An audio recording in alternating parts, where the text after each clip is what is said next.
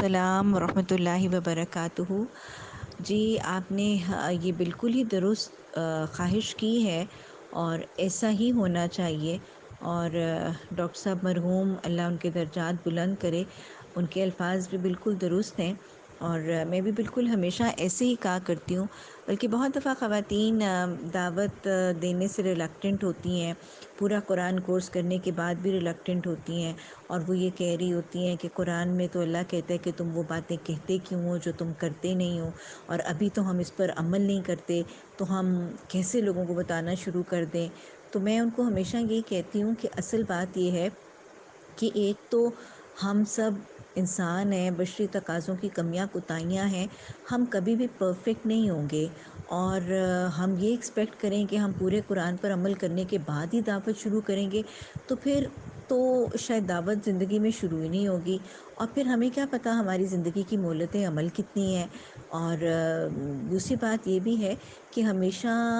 جب ہم دعوت دینا شروع کرتے ہیں تو وہ بھی ہماری ایک اپنی ذاتی اصلاح اور ہماری تربیت اور تزکیہ کا بہت افیکٹو ذریعہ بن جاتی ہے۔ وہ کہتے ہیں نا کہ پڑھنے سے وہ تربیت نہیں ہوتی جتنی پڑھانے سے تربیت ہوتی ہے۔ تو آپ جتنا آپ تک پہنچتا جا رہا ہے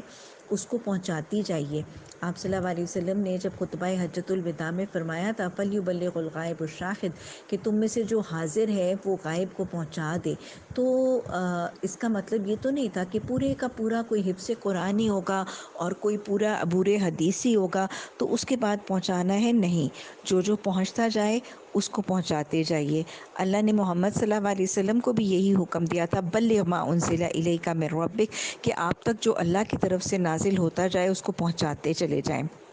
تو جو وحی نازل ہوتی تھی آپ اس کو پہنچا دیتے تھے۔ تو اس حوالے سے یہ میں آپ کو بھی ضروری ریکویسٹ کروں گی کہ جو آپ تک باتیں پہنچتی جاتی ہیں، آپ نے کتاب الغسل پڑھ لی، آپ نے کتاب الوضو پڑھ لی، آپ نے حیض کے احکامات پڑھ لیے، تو جو جب پہنچتا جاتا ہے اس کو لوگوں تک منتقل کرتی رہیں۔ ایک تو یہ عمل میں زیادہ اصلاح اور تزکیہ کا ذریعہ بنے گا، پھر یہ کہ وہ سارے علم میں پختگی اور اس میں زیادہ رسوخ کا ذریعہ بنے گا۔ آپ پڑھیں گی اور پھر آپ پڑھائیں گی تو پڑھانے سے پہلے آپ کی تیاری بھی زیادہ ہوگی اور عمل کا جو تزکیہ ہے وہ بھی بہتر ہوگا۔ تو اس کو ضرور ہی ساتھ ساتھ پہنچاتے رہیے، لیکن بس صرف یہ احتیاط اور اہتمام رہے گا کہ جتنا پہنچا ہے اس کو پہنچائیے گا۔